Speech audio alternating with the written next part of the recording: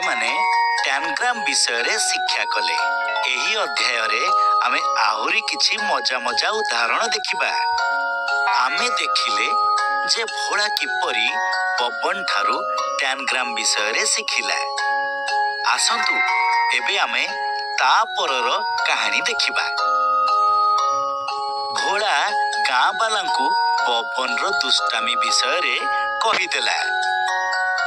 गाँ लोके बबन उपरे खुशी हेलेनी, किंतु ता ठारू टैनग्राम विषय जानिबाकु मध्य चाहिए। आउ बबन गाँ लोकंकु मध्य टैनग्राम तैयारी करिबा सिखाइला।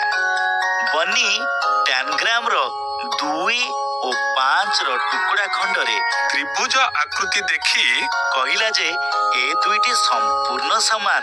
पिला माने तमे माने कहि परिबो कि बनीर कथा ठीक अछि कि?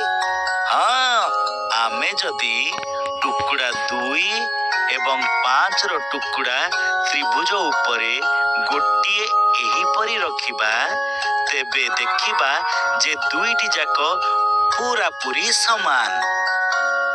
बतक काका कहिले टैनग्राम रो केवल 3टी खंडरे 2 वर्ग क्षेत्र स्क्वायर तैयारी करि परिबा।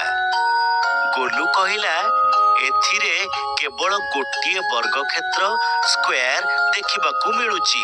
पिला माने तमे माने कहि परिबो कि काका केमिति 2टी वर्ग क्षेत्र स्क्वायर तैयारी कले? शाबाश पिला माने, तमे माने तो पूरा पूरी ठीक उत्तर देइछ। खंड 3 एक वर्ग क्षेत्र स्क्वायर आमे खंड 2 और खंड 5 को एही परी जोड़ी एक वर्ग क्षेत्र बा स्क्वायर तैयारी करि परिबा। शाबाश पिला माने, तुम मानक उत्तर पूरा पूरी ठीक अटे। एबे भोला कहिला जे खंड 4 एवं खंड 5 रे गोटिए बाहु समान रहिछि। पिला माने तमे माने सेही बाहु को चिन्हि पारिबो कि? हाँ, निश्चय यह ठीक उत्तर।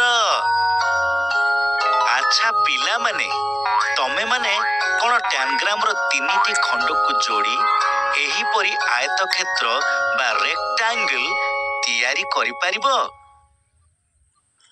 आमे खंड 2, 4 एवं 5 को एही परी भाबरे जोड़ी देले एही आयत क्षेत्र तैयारी करि परिबा। समस्त गाँ लोके टैनग्राम विषय जानी भारी खुशी हेले। बबन कहिला आसंता काली से टैनग्राम विषय आहुरी किछि अधिक नुआ नुआ कथा कहिबो।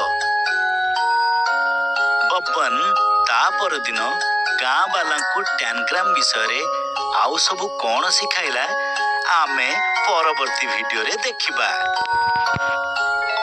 टैनग्राम विषय रे किछि विशेष उदाहरण देखिले।